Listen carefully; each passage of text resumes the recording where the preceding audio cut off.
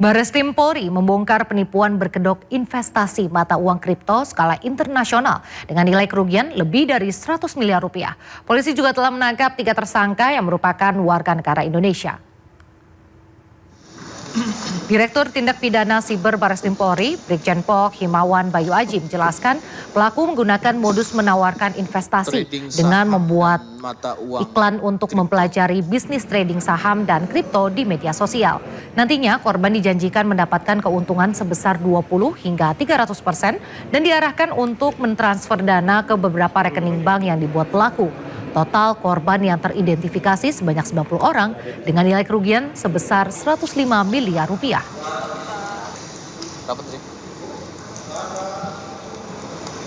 Sampai dengan saat ini, jumlah korban mencapai 90 orang dan diperkirakan akan terus bertambah. Adapun jumlah total kerugian dari 90 orang tersebut mencapai 105 miliar rupiah. Bahwa dalam upaya pengungkapan kasus ini, Direktorat Siber Bareskrim Polri berhasil menangkap 3 orang tersangka WNI yang terlibat. Penyidik telah melakukan pemblokiran dan penyitaan uang dari 67 rekening bank yang diduga merupakan penampungan hasil kejahatan sebesar 1.532.583.583 rupiah.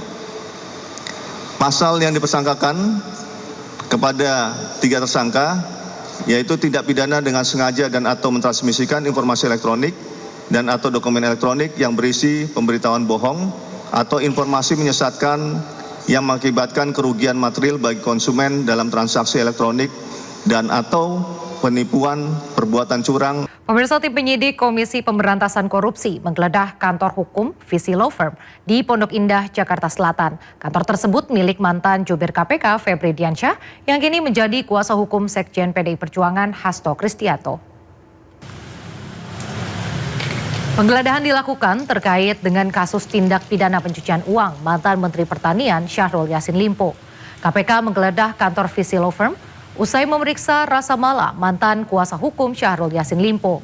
Usai melakukan penggeledahan, tim penyidik KPK membawa koper dari dalam kantor yang diduga berisi dokumen-dokumen untuk diselidiki. Kantor Visi Law Firm merupakan milik Febri Diansyah, mantan Jubir KPK sekaligus kuasa hukum PDI Perjuangan Hasto Kristianto, dan milik mantan peneliti Indonesia Corruption Watch Donald Faris. Hasil penggeledahan, Om? Berapa koper, Pak? 2 koper, isinya apa aja, Pak? Dokumen yang diambil, Pak. Ada berapa dokumen, Pak, yang diambil, Pak? Pak, sedikit aja, Pak. Sedikit aja boleh, Pak. Sebelum buka, Pak. Sebelum buka, Pak. Kembali di Sindo Siang, pemirsa, viral video drone yang menarasikan temuan ladang ganja di wilayah wisata Gunung Bromo. Ternyata temuan ladang ganja tidak berada di kawasan wisata Gunung Bromo, melainkan wilayah Hutan Taman Nasional Bromo Tengger Semeru di Desa Agrosari, Lumajang.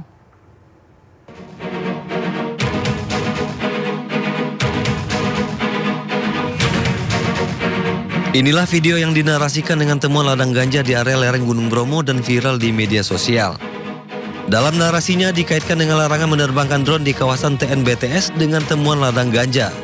Menanggapi video tersebut, pihak Balai Taman Nasional Bromo Tengger Semeru mengklarifikasi dan membantah narasi tersebut. Lokasi penemuan ganja tidak berada pada areal-areal wisata di Taman Nasional Bromo Tengger Semeru, baik itu di pendakian ke Gunung Semeru maupun di areal wisata Gunung Bromo. Selain itu, temuan ladang ganja tersebut terjadi pada bulan September 2024 di Desa Argosari, Senduro, Lumajang. Temuan ini masuk dalam kawasan Hutan Taman Nasional Bromo Tengger Semeru dan bukan di kawasan wisata Gunung Bromo. Sementara dari hasil pengungkapan polisi, terdapat 59 titik ladang ganja dan 6 orang tersangka bersama barang bukti 47.000 batang pohon ganja. Kini perkara temuan ladang ganja ini sudah berada di Pengadilan Negeri Lumajang. Dari Lumajang, Jawa Timur, Yayan Nugroho, iNews melaporkan. Menteri Kehutanan Raja Juli Antoni menegaskan temuan ladang ganja di wilayah Hutan Taman Nasional Bromo Tengger Semeru, Lumajang, Jawa Timur tidak ada kaitannya dengan penutupan sementara kawasan wisata Gunung Bromo. Puluhan ladang ganja di TNBTS juga sedang dalam proses hukum. kepolisian untuk menemukan ladangnya pakai drone segala macam, dan itu tidak terkait dengan penutupan Taman Nasional. Kan isunya jadi sengaja ditutup supaya tanam ganjanya tidak ketahuan. Justru dengan drone yang dimiliki oleh teman-teman Taman Nasional yang menemukan titiknya, ya, dengan tadi Manggala Agni turun, Polu turun, dan bersama dengan polisi kita ikut cabut, itu menjadi barang bukti yang kita bawa ke polisi. Jadi mohon insya Allah staf kami